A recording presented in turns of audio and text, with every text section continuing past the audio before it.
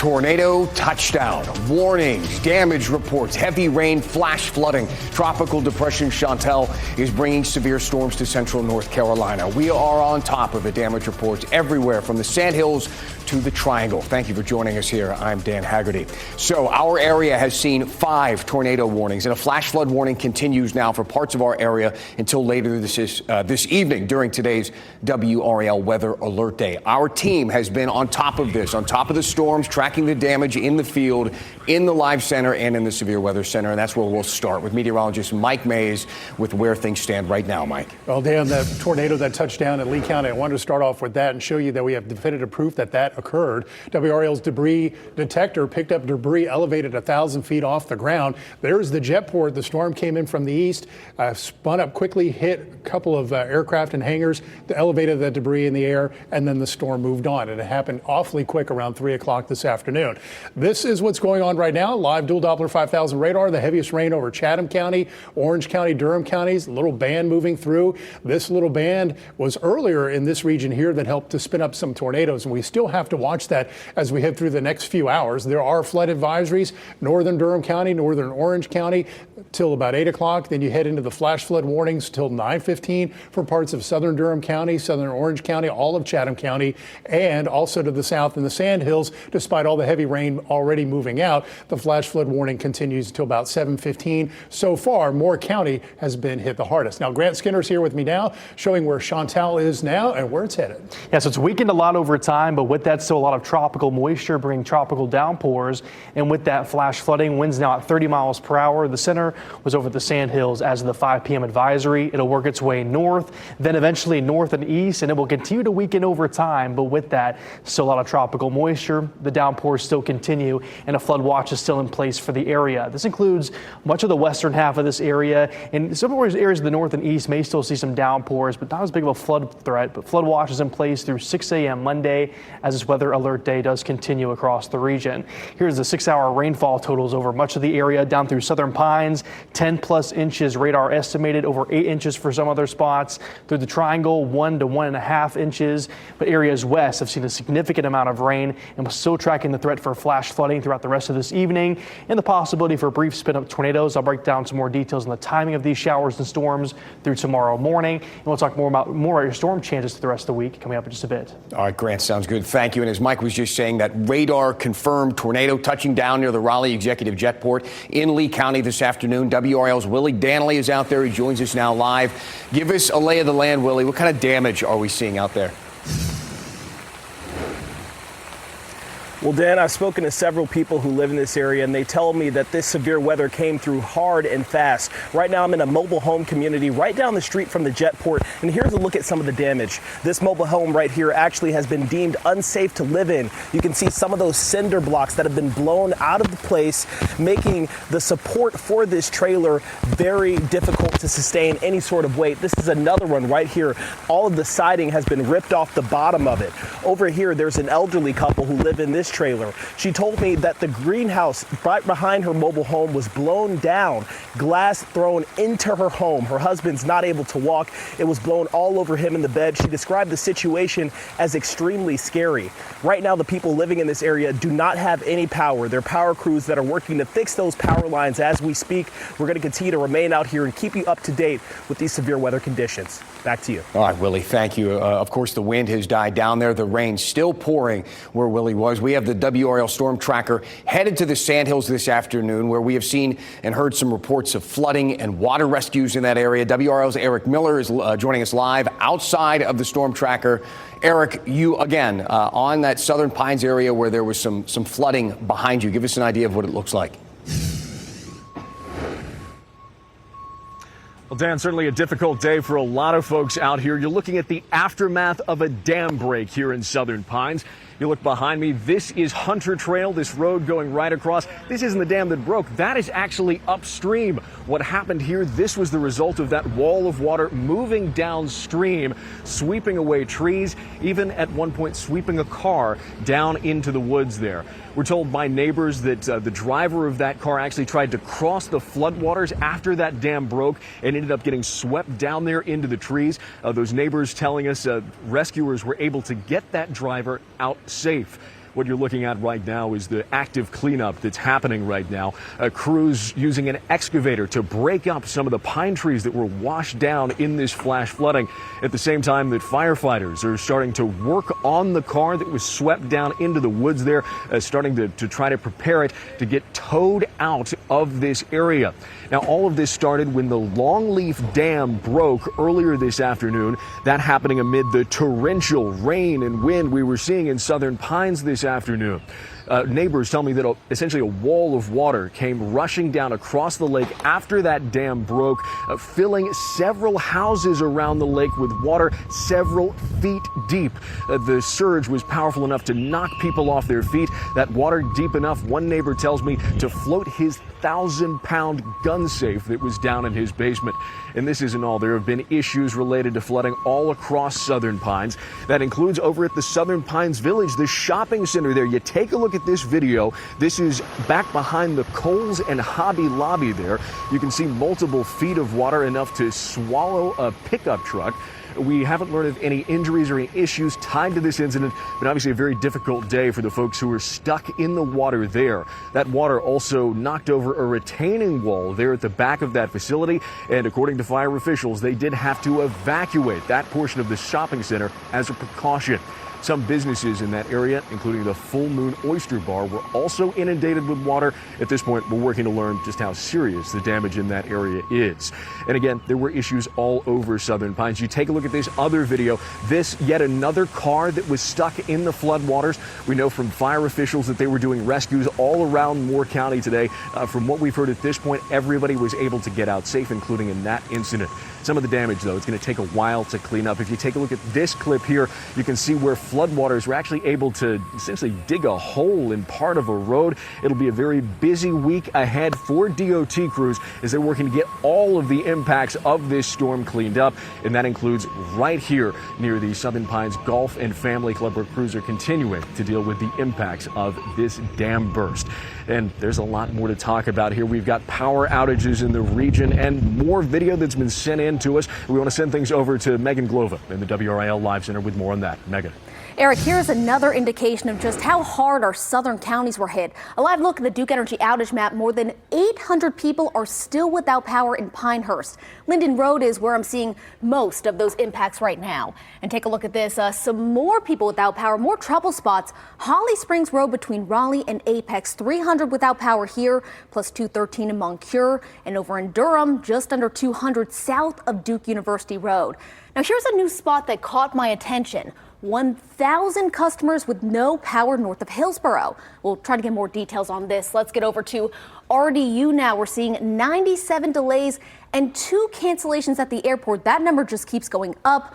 Of course, it's a busy travel day to end the holiday weekend, so we'll keep tracking all of this here in the Live Center. Back to you. All right, Megan, thank you. We always say when you see that standing water, do not try to drive through it. Let's go to a car that ended up in that standing water in Cary this afternoon. Monica Casey is out there live. This is US 1 North, right off of Tryon Road. This is something that I saw today on my way into work and actually had to avoid and go a different route. Somebody else decided to give it a try. Give us an idea of how things look there. Yeah, Dan, the issues here were isolated to that on-ramp. If you take a look behind me, the car is gone, but you can see where this happened. There's some debris on the road down there, right where it curves. This is the on-ramp, as you mentioned, from Tryon Road onto US 1 North here. Cary police who were here at the scene say a storm drain in this area was blocked, and that caused water to go over the road here, that ramp deteriorating because of the storm. The Cary Fire Department had to get involved, pulling that car out of the water. Now, luckily, that driver was able to walk away from this incident. No injuries for that person, so some good news there. And if you come back to us live here, you can see no remaining issues on this part of the road. A little bit of ponding, but nothing compared to that video that you were just seeing there. Now, on my drive over here from Durham, I was seeing some ponding over on the Durham Freeway, so that's an area you're going to want to take it slow if you have to be out on the roads here this evening. Dan, we'll send it back to you. Monica, thank you. And as Monica was explaining, you know, weather like this is going to make things tricky out on the roads for a lot of reasons. Take a look at this video from Moore County again. This is this afternoon. Boy, they got hit hard in Moore County. A huge tree crashing down on US 15501 just north of Highway 73 in Carthage. Between the flooded streets and the fallen trees, driving has really been a challenge out there. You can keep track of Chantel with the newly redesigned WRAL weather app. It is free to download and use. Remember, turn on those push notifications so you can get the latest weather updates sent right to your phone. A Durham boy's frightening discovery. And my 4-year-old came into my room and said, "Mommy, what is this?" And in his hand was a bullet. Shocking, a bullet that pierced his bedroom during the 4th of July celebration. Coming up, how his mom is calling for accountability. Plus, more storm coverage ahead. The WRAL weather team is tracking the impacts of Chantal. Next.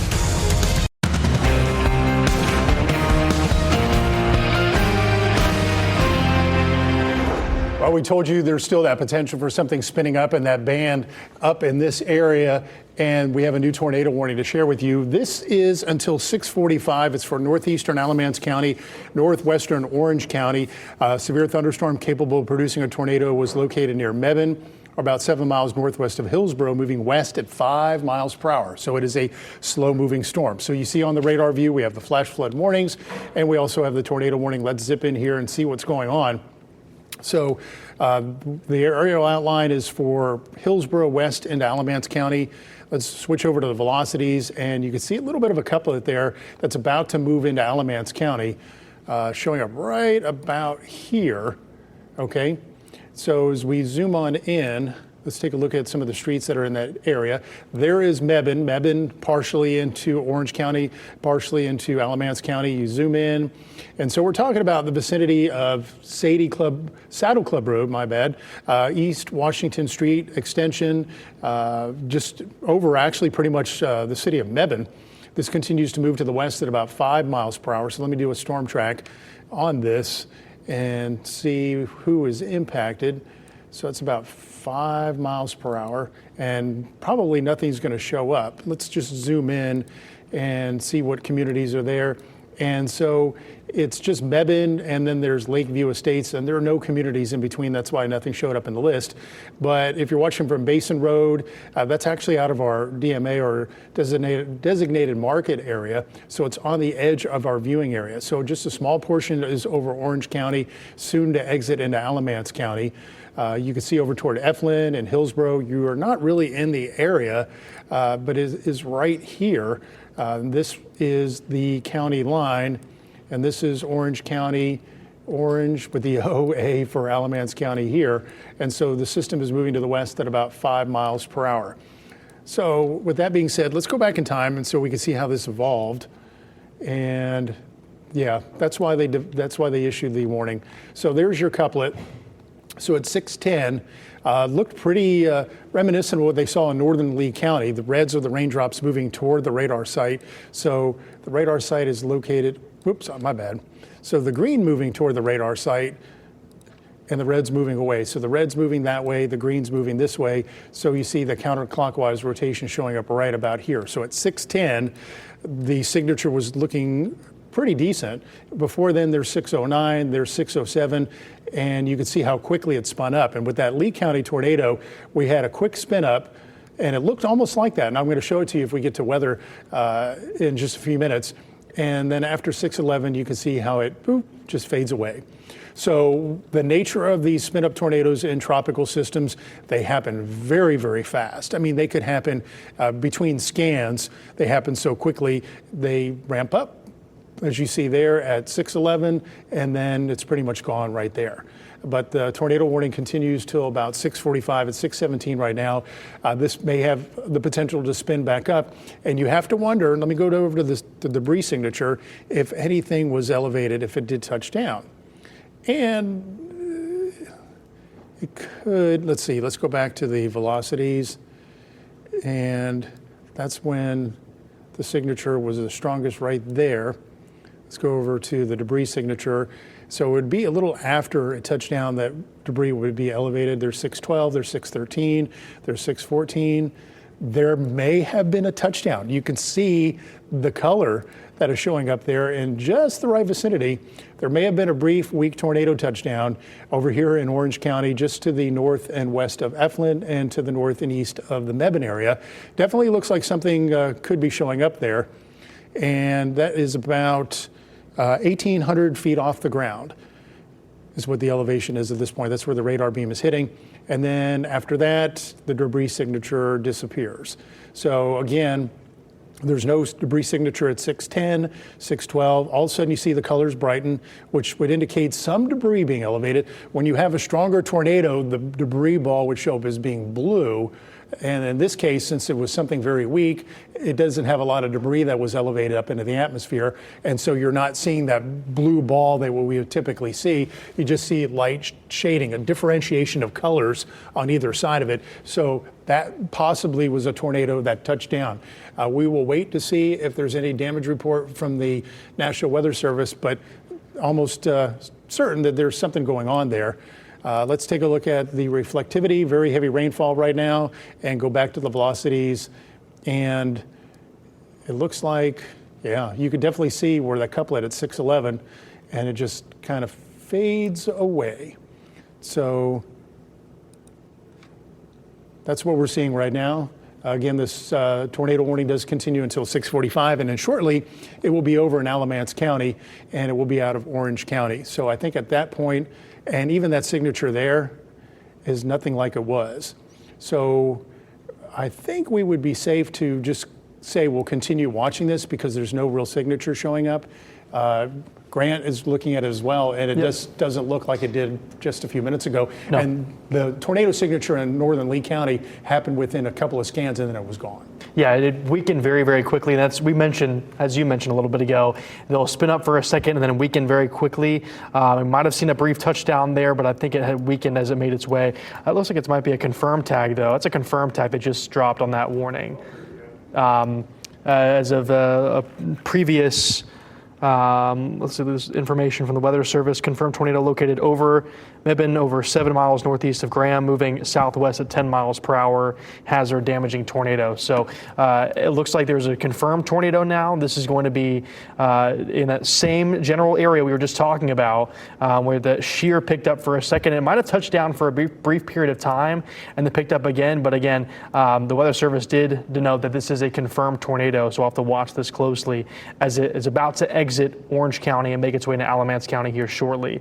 Again, very messy on reflectivity here, but you can see on storm relative velocity, there's an area here where there was a good spin up here in the past about 5 to 10 minutes, and then it's weakened a lot. But again, the Weather Service is still going with that confirmed tag. What are you seeing, Mike? Are you still seeing the same? I think it's weakened some. It might have just briefly touched down, and they saw that, and that's where they put the confirmed tag on it. But it looks like it's weakened a lot. Exactly. And I'm looking over at the shear swath and the shear rate, and the shear rate is much weaker. In fact, it never really showed up all that strong during the tornado warning. So at 611. It's not showing a strong signature. It's showing on the strong end of weak, if you look at the legend at the top of the screen.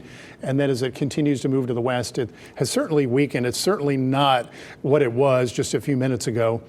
So at 621, we're just not seeing the couplet that was there compared to what we were seeing here at 610 and 611. I mean, that is well defined. And then you jump over to the debris detector and definitely seeing a change in color there. So that's probably what the National Weather Service is seeing as well. That's why they're calling it a confirmed tornado. They changed the tag to confirmed instead of just radar indicated. So I think it would be safe to say that that was a touchdown there. So we'll wait and see what kind of damage was done. It'll take a little while for that information to be assimilated and sent to the National Weather Service. But right now, that was a little impressive signature, but no longer showing up, at least on this scan. That warning does go until 6:45. Once it moves into Alamance County and is out of our viewing area, we'll resume our newscast. But until then, we'll just stay on this since it was a confirmed tornado, and we'll watch to see if it spins back up. Because due to the nature of tropical systems, you'll have these things quickly spin up, a tornado is produced, and then it weakens, and then you watch the storm moving on, and then it could spin up again and develop a tornado. So you can't let down your guard until after several scans, and you see the general trend is for weakening and not spinning back up. Now let's see what else is going on, because this band is that same band of rain that moved through over toward Chatham County and Lee County that spawned the tornado in the northern part of the county there, and not seeing really anything that stands out at this point, other than what we just looked at. But that's not to say that something in that line that stretches back, although that line is really looking much, much weaker. So I doubt we would see anything here in this line here develop.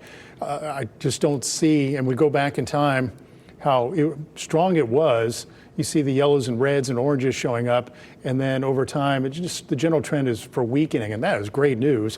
But back here in the heavier bands, that's where we saw that spin up. And again, it is rotating out of our area. The folks over in Alamance County are going to have to keep a close eye on this, but we're not seeing, let me zoom back in. And there is the latest scan. Let me go back. Let me change over to this product. And yeah, I'm just not seeing it anymore like I did. I mean, it went from at around 611, it went from something really, really impressive, really tight couplet, because we can even sample the winds here. These are the raindrops moving toward the radar site. Let me clear that off. And these are moving away. And so you had a decent amount of shear showing up, almost 70 mile per hour shear. So that would be a pretty formidable tornado. It probably did cause some damage. Let's take a look at some of the roads. So we're talking about potential touchdown in Lebanon Road, Jonquil Trail, Saddle Club Road. From what we're seeing on the radar, that's probably where the touchdown was. And so we're going to wait and see. I'm sure our producers are checking the scanners, or our assignment desk is calling up there to see if there was any damage. And as soon as we find out, we'll certainly let you know. But the good news is that signature has disappeared. We're not seeing it anymore. There's the current image, and it just shows the raindrops moving toward the radar site, and there's nothing moving away, so we're not seeing any kind of rotation out of this right now. Now that it has moved into Alamance County, I'm going to defer to my producer. Should I toss back to Dan, or should we just continue with our weather coverage?